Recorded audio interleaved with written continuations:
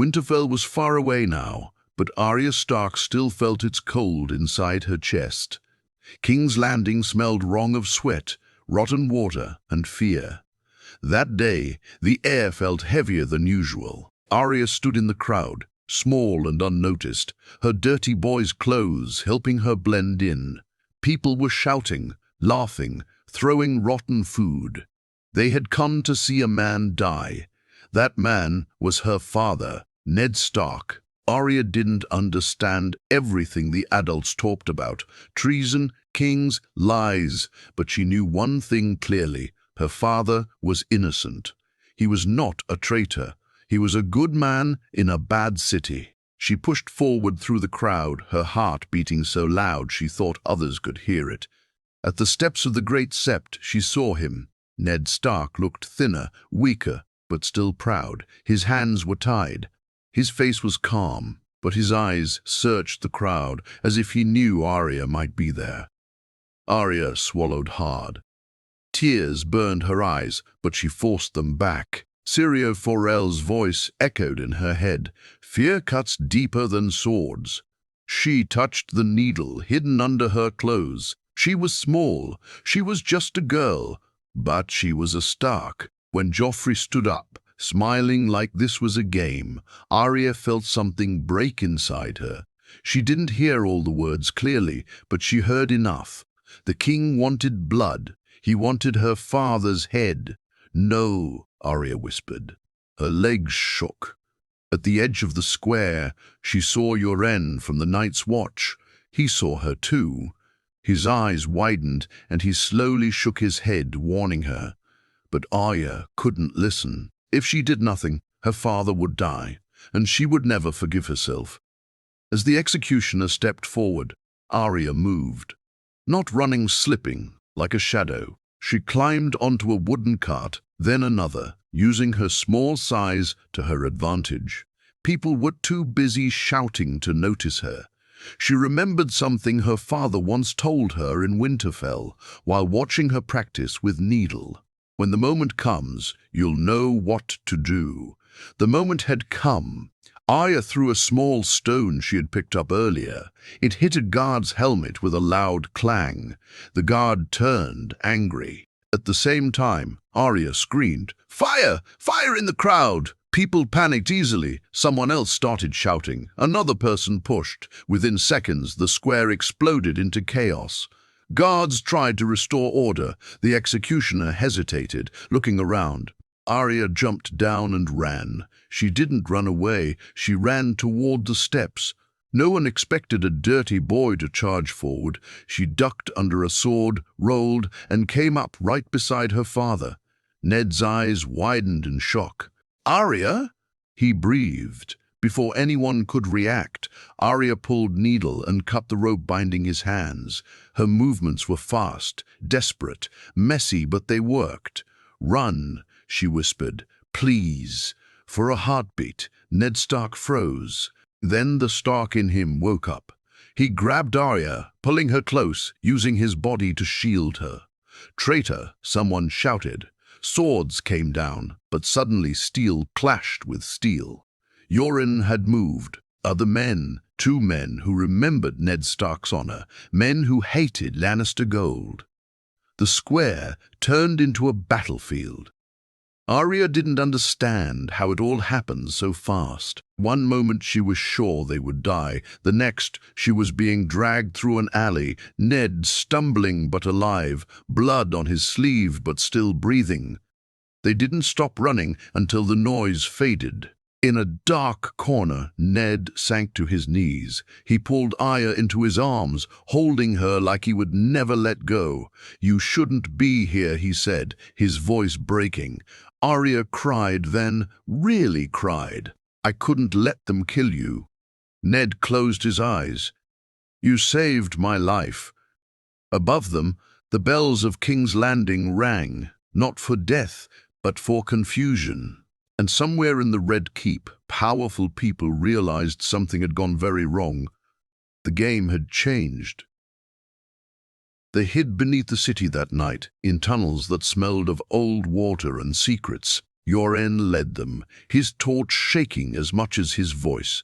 King's Landing above was loud, with rumors already. Some said Ned Stark was dead, others said he had turned into a demon and escaped. Truth didn't matter in this city. Power did. Ned leaned against the damp stone wall, breathing hard. Blood soaked his sleeve where a sword had cut him, but the wound was not deep. Arya tore a piece of her shirt and tied it tightly, her hands steady even though her heart was still racing. "You learned that from your mother," Ned said softly. Arya shook her head. "From watching, from being quiet." Ned almost smiled. "Almost." Yoren crouched beside them. "We can't keep you here. Gold cloaks will search every hole by morning. They'll expect me to run north," Ned said, "or try to reach Robb." "They'll expect wrong," Yoren replied. "That's your only chance." Arya listened closely. She had learned something important in King's Landing. Adults made plans, but plans often failed. Only the unexpected survived. Before dawn, they moved again. Yoren split from them near the river, taking a different path to draw attention away. Ned and Arya slipped into a poor part of the city where broken houses leaned on each other, and people asked no questions. They stayed with a woman named Made, someone Yoren trusted. She didn't ask who Ned was, she just gave him soup and a place to sleep. While Ned rested, Arya watched the street through a cracked window. Lannister banners hung everywhere now. Gold cloaks walked in pairs. She felt anger rise inside her. Not loud anger, but cold anger. "They'll hunt you," Arya said that evening. "Joffrey won't forgive this." "I know," Ned answered, "and neither will Cersei." Arya clenched her fists. "Then we shouldn't wait." Ned looked at her, really looked at her, as if seeing her for the first time. Not a little girl, not just his daughter. Something sharper. "What are you thinking?" he asked. "We leave the city," Arya said, "but not like nobles, like shadows." That night, Ned Stark made a hard choice. He cut his hair short. Arya rubbed dirt on his face. They burned his fine clothes in a small fire, watching the flames eat the last pieces of the hand of the king. By morning, Eddard Stark was gone. Only a tired man and a fierce girl remained. They left King's Landing with a group of traders heading east. Ned kept his head down. Arya listened. She heard whispers everywhere about the king's anger, about traitors, about how someone would pay for the humiliation at the Septade. As days passed, Ned grew stronger. At night, he taught Arya quietly how to read maps, how to notice when someone followed them, how to stay calm when fear crept in. "You saved my life," he told her one night by the fire, "but this path will be dangerous." Arya nodded. "I know." They didn't know how dangerous yet. One evening, as rain fell hard and the road turned to mud, 3 riders appeared behind them. Well armed, quiet, watching. Arya felt it immediately. Her skin prickled. "Father," she whispered. "They're not traders." Ned glanced back once, then again. His face tightened. Assassins, they ran. Chaos followed, shouting, horses screaming, steel flashing in the rain. Ned fought like a man who had nothing left to lose. Arya stayed close, quick and low, just like Surya taught her. One assassin fell, another fled. The third aimed for Arya. Needle moved before thought. The man collapsed, shocked more than hurt. Arya stood over him, breathing hard, rain mixing with tears she didn't know were falling. Ned pulled her into his arms again. "You did well," he said, "too well." That night, as thunder rolled across the sky, Ned understood something clearly. The world would not spare Arya anymore. Childhood had ended the moment she cut his ropes. Far away, in the Red Keep, Queen Cersei listened as a messenger knelt before her. "Ned Stark lives," he said. Her jaw tightened. "Then burn the realm if you must," she replied coldly. "Bring me his head." The hunt had begun. They stopped trusting roads after that night. Ned decided it while watching Arya clean needle near a small stream. Her hands were calm, her face serious, like this was normal now. That scared him more than the assassins. "Roads are watched," he said. "We go through forests. Villages only when we must." Arya nodded. She didn't argue. She had stopped asking why a long time ago. The forests were quiet in a different way. No shouting, no banners, no kings. Just wind, birds, and danger you couldn't see. Ned taught Arya how to walk without breaking branches, how to hide tracks in mud, how to listen more than speak. In return, Arya reminded him to sleep, to eat, to not carry the weight of the whole world alone. One night, they heard wolves. Arya's heart jumped. "Do you think?" she started. Ned shook his head gently. "The world is wide. But still," he added softly, "the North remembers." Days later, they reached a burned village. Houses were black and broken. Bodies lay where they had fallen. Arya covered her mouth, fighting the sickness in her throat. "This is because of us?" she asked. "Because of the crown," Ned replied, "and because fear rules now." They buried 2 children they found near the well. Arya insisted. Ned helped. When they were done, Arya placed a small stone on each grave, the way her mother used to. That night, men found them. Not Lannister soldiers, worse, outlaws, hungry, angry, and smelling blood. There were 6 of them. Ned counted quickly. Too many. They were surrounded before they could move. "Drop the sword," one man said, pointing at Arya. He laughed. "Girl thinks she's a knight." Ned stepped forward. "Take what you want. Let her go." Arya felt anger flare. Not again. Not helpless. Before she could act, an arrow flew out of the dark and struck one outlaw in the throat. Another followed. Then a third. Chaos exploded. Men screamed. Horses panicked. And out of the trees stepped a woman with a bow, her face hard as stone. "Enough," the woman said. Behind her came others fighters, rough but organized. They moved fast. In moments, the outlaws were dead or gone. The woman lowered her bow and looked at Ned closely. Too closely. "You walk like a lord," she said, "but dress like a ghost." Ned met her eyes. "And you shoot like someone who's buried too many friends." That earned a sharp smile. They were taken to a hidden camp. Fires burned low. People watched Ned and Arya with cautious eyes. Some were wounded. Some were very young. "We're the Brotherhood," the woman said. "Without banners." Arya liked that. They stayed a few days. Ned helped settle disputes. He listened. He healed where he could. Slowly, people began to recognize him, not by name, but by the way he spoke. One night, an old man whispered it. "That's him, the Wolf of the North." The name spread. Arya saw fear and hope mix in people's faces. She understood then saving her father hadn't just saved one life. It had changed something bigger.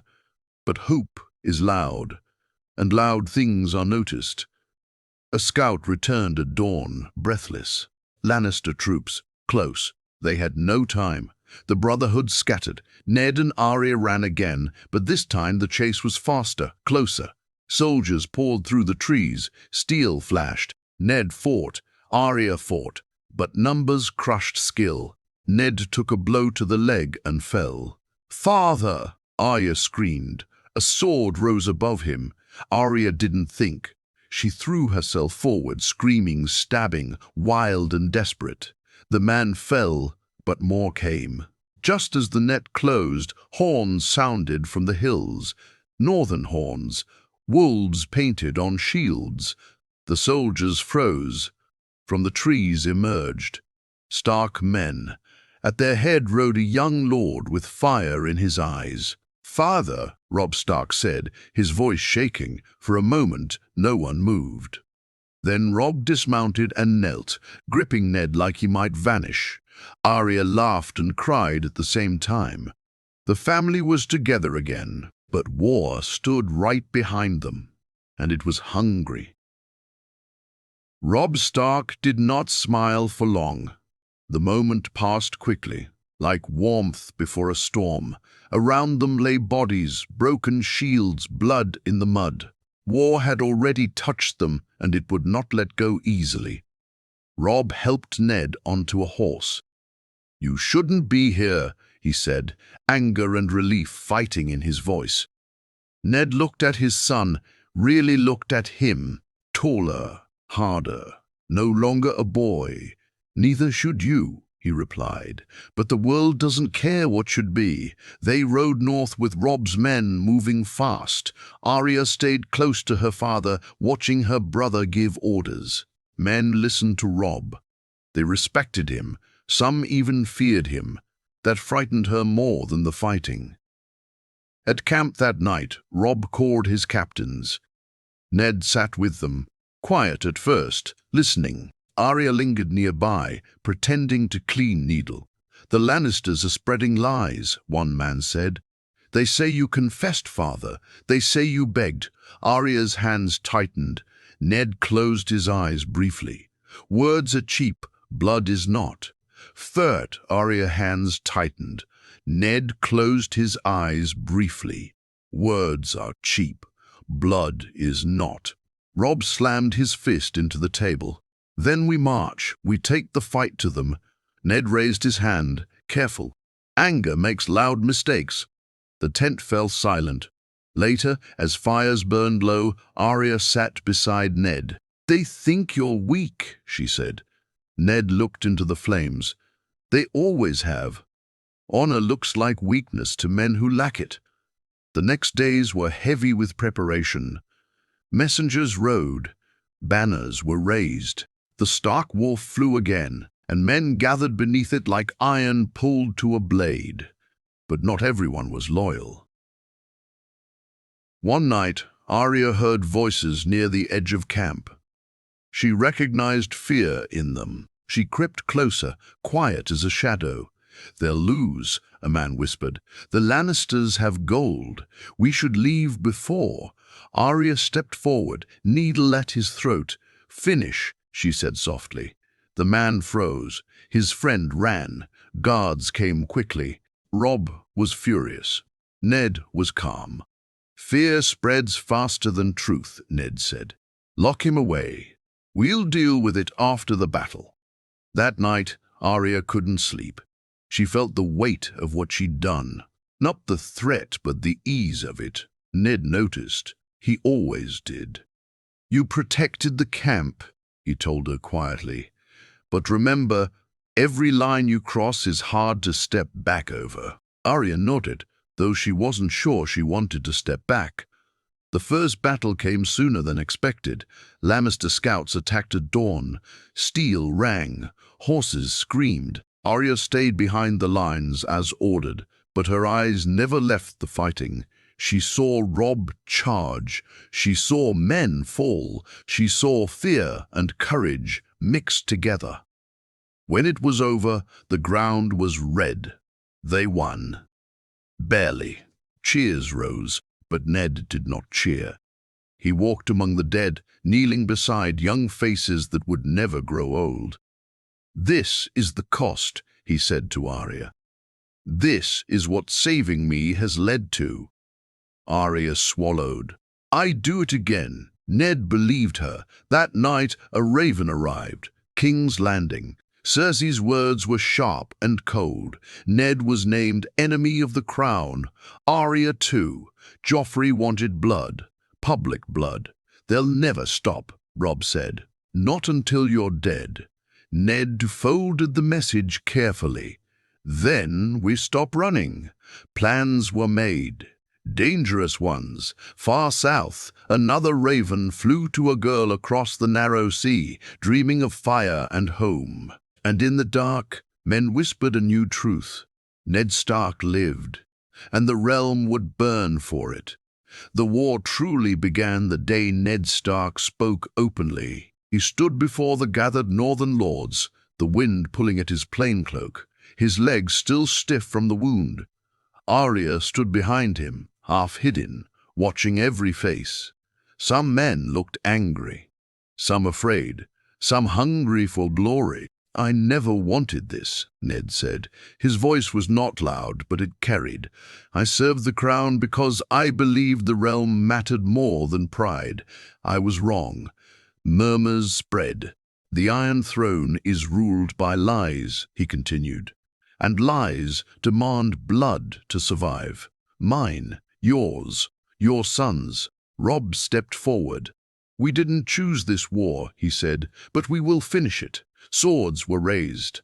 Voices shouted. The North answered. That night Arya sat alone, sharpening needle again and again, though it was already sharp. She felt something heavy inside her, pride mixed with fear. This was bigger than King's Landing, bigger than saving her father. She had pulled a thread, and the whole world was unraveling. A soft sound made her turn. Ned sat beside her. "You're quiet." "I keep thinking," Arya said. "If I hadn't," Ned stopped her. "If you hadn't, I'd be dead. And Robb would still march. War would still come. You didn't start this." Arya looked up at him. "But I changed it." Ned nodded slowly. "Yes, and that means others will try to change you." The next weeks were full of movement, marching, skirmishes, messages carried by ravens and riders. The Lannisters pushed back hard. Villages burned. Prisoners were taken. Mercy became rare. Arya saw things she would never forget. She saw a boy no older than Bran crying over his brother's body.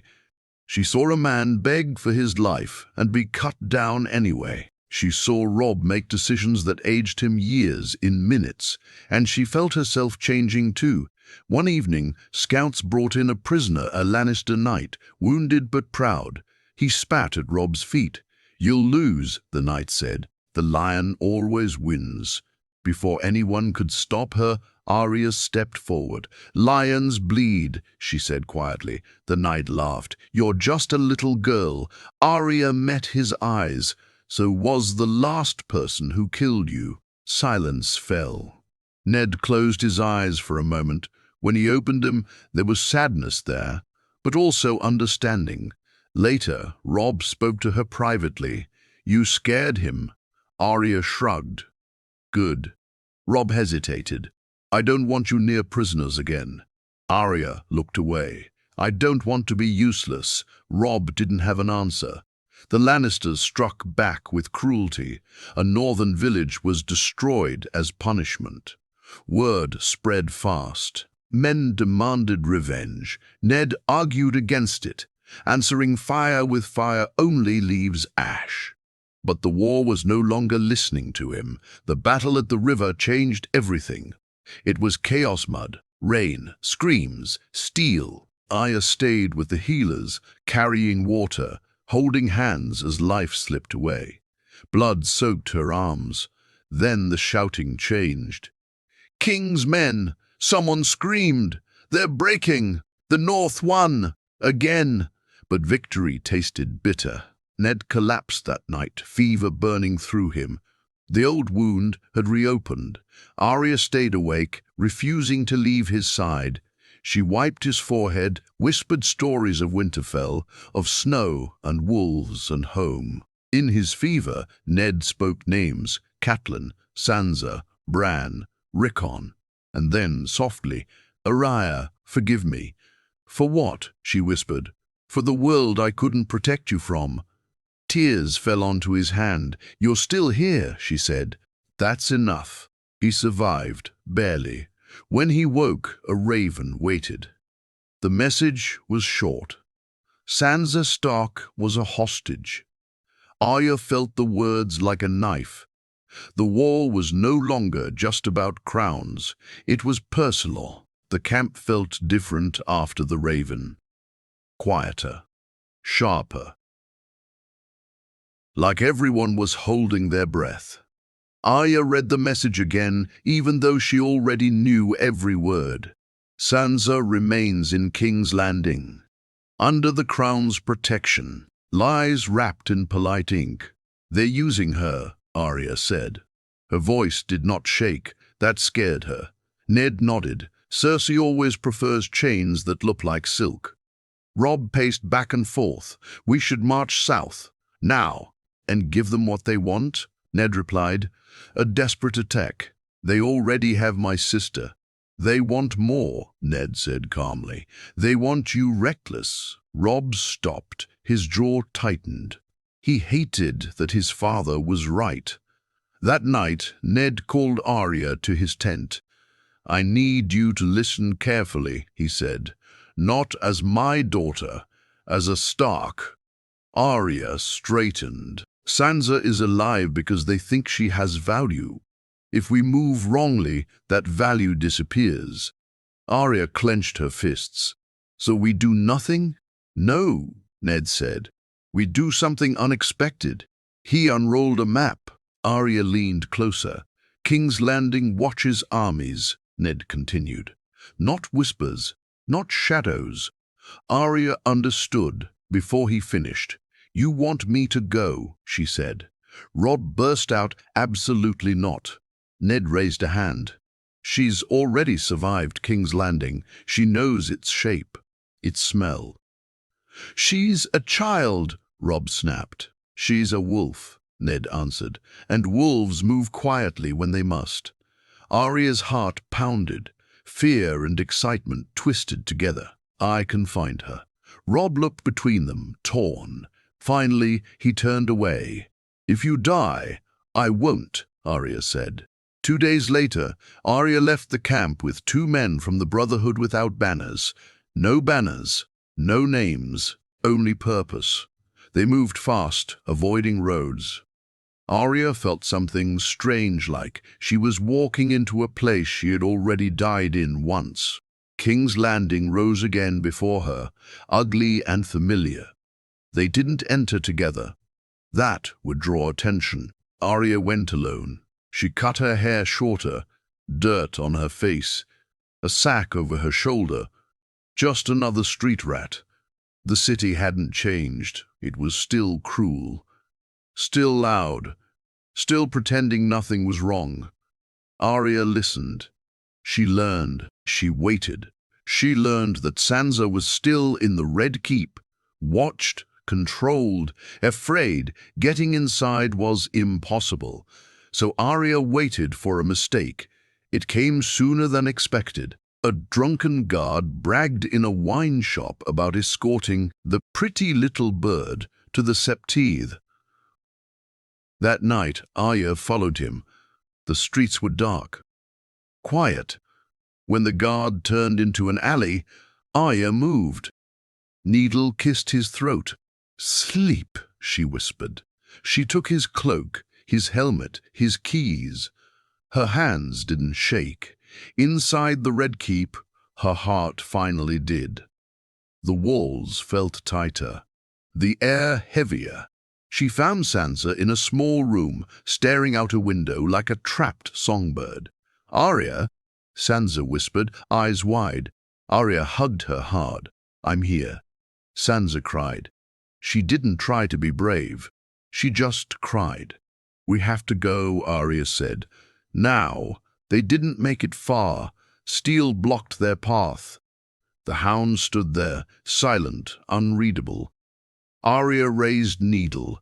He didn't move. If I wanted you dead, you'd be dead. Then move, Arya said. He hesitated. They'll kill her if she runs. They'll kill her if she runs. They'll kill her anyway, Arya replied. Something in his face changed. 5 minutes, he said. That's all I can give. They ran. Bells rang. Shouts followed. They almost reached the outer gate when arrows flew. One hit Sansa's arm. She screamed. Arya turned, ready to fight, and the ground exploded. Smoke, fire, confusion, a distraction. Northern work, they vanished into the chaos. Outside the city, horses waited. When they finally stopped, Sansa was pale but alive. Arya held her sister's hand, shaking now that it was over. Far behind them, King's Landing burned in small, angry fires. Cersei screamed. The game had shifted again. They rode hard through the night. Sansa drifted in and out of pain, her arm wrapped tightly, her breath uneven. Arya stayed close, one hand always on her sister, like letting go would make her disappear. Every sound made Arya turn, every shadow looked like pursuit. But no horns followed. No dogs, no riders. By dawn they reached the river where northern scouts waited. When Robb saw them, his face broke. He didn't say anything at first. He just pulled both his sisters into his arms, holding them like he was afraid the world might steal them back. Ned arrived hours later. He dismounted slowly, leaning on his sword, his eyes locked on Sansa. For a moment he could not move. Then he crossed the distance and knelt before her, pressing his forehead to hers. "I'm sorry," he whispered. "I should never have left you there." Sansa cried again, but this time it was different, safer. The camp celebrated quietly, no songs, just relief. But relief never lasts long in war. By evening, news arrived. King's Landing was furious. Cersei had lost face, Joffrey had lost his toy, and men like that always answered loss with cruelty. "They'll come for us," Robb said, "harder than before." "They already are," Ned replied. He was right. Scouts returned with dark news, southern armies gathering, alliances shifting, banners changing sides like cloaks in the wind. Gold spoke louder than honor in many places. That night, Ned called a council. "We cannot win by fighting every battle," he said. "The realm is bleeding. We need to end this before it devours us all." "And how do you plan to do that?" a lord asked bitterly. "The Lannisters won't bend." Ned's voice was calm. "Then we break what holds them." Silence fell. "Joffrey," someone whispered. "No," Ned said. "The lie beneath him, the truth." The words felt dangerous just speaking them. "If the realm knows he's not Robert's son," Robb began. "They'll choose sides," Ned finished. "Some will stand with us, some will burn." Arya listened from the shadows. She understood now this wasn't just swords and battles. This was stories, truth, lies louder than armies. But truth had a price. Days later, the price arrived. A Lannister force ambushed a northern supply line. Prisoners were taken. Among them was a boy, a messenger, 15 years old. They sent him back with a message: "Confess again, kneel, or the boy dies." Arya watched Ned read it. His face didn't change, but something inside him did. "That's my fault," Arya said quietly. "They do this because I saved you." Ned looked at her sharply. "No, they do this because cruelty is easier than courage." Robb slammed his fist into the table. "We attack." "No," Ned said. "We answer differently." That night, Ned wrote letters. Many letters to lords, to cities, to people who still remembered what honor meant. He told the truth. Not dressed in pretty words, not shouted, just written. Clear, calm, deadly. Arya watched the ravens fly. "Once they land," she asked, "can we stop what comes next?" Ned shook his head. "No, but neither can they." The answer came in fire. A village loyal to the north burned. Women and children fled into the woods. The boy messenger was found dead by the road. Sansa couldn't sleep after that. Neither could Arya. War was no longer distant. It was cruel and personal and everywhere. Then, one cold morning, another raven arrived. Not from an enemy, from the south.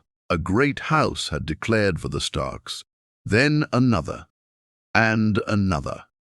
The truth was spreading, slowly, dangerously. Robb smiled for the first time in weeks. "They're listening." Ned did not smile. "They're choosing," he said, "and choosing always leads to blood." That night, Arya stood watch alone. She felt older than she should, sharper, harder. She had saved her father, but now she understood the cost. In the distance, thunder roared, not from the sky but from marching feet. The final part of the war was coming, and no one would leave it unchanged. The war ended quietly, not with cheers, not with songs. It ended with tired men lowering swords because they no longer remembered why they were raised. The truth spread faster than anyone expected. Lords who had stayed silent now spoke. Cities closed their gates to Lannister banners. Gold still bought loyalty, but not enough of it. King's Landing turned on itself. Joffrey raged, he shouted, he ordered executions. But fear no longer obeyed him the way it once had. The people remembered the quiet man who had almost died on the Sept steps. They remembered honor. They remembered Ned Stark. Cersei tried to bargain. She sent envoys, promises, threats. Ned refused them all. "There will be no peace built on lies," he said, "only truth and consequences." The final blow was not a battle, it was a council. Lords gathered. Proof was shown. Words spoken carefully, painfully. Some denied, some wept, some laughed until they couldn't anymore. Joffrey was removed. Not gently. History would argue over what he deserved. Arya did not care. She had seen his smile that day on the Septay. She had seen his smile that day on the Septay. That was enough. Cersei vanished before judgment could find her. Power slipped from her fingers like sand. The Iron Throne stood empty, and for the first time in a long time, the realm breathed. Ned Stark did not take the throne. When they asked him, he refused. "I don't want to rule the realm," he said. "I want to heal it." A council was formed, balance, voices from many regions. It was slow, it was messy, but it was honest. The North was granted what it had always wanted: respect, not chains. Winterfell welcomed them home months later. Snow fell softly as the Stark family stood together again. Robb walked the halls like a lord, now strong, careful, changed. Sansa moved quietly, her kindness harder, her eyes sharper. She still loved songs, but she no longer believed in perfect endings. And Arya stood in the yard with Needle. Ned watched her practice, just like he used to. Her movements were smooth now, confident, dangerous. "You saved me," he said again, one evening as the sun dipped behind the walls. Arya shrugged. "You would have done the same." Ned smiled sadly. "I would have tried. But you succeeded." They walked together along the battlements. "Do you regret it?" he asked. That day, Arya thought of King's Landing, of blood, of fire, of her sister crying in her arms, of the man she had been before and the girl she was now. "No," she said honestly, "but I know what it cost." Ned nodded. "That's the difference between a child and a warrior." Winter came, not cruel, just cold. And when the first snow settled on the wolf banners, Arya Stark understood something clearly. Saving her father did not save the world. It changed it. And sometimes that was enough.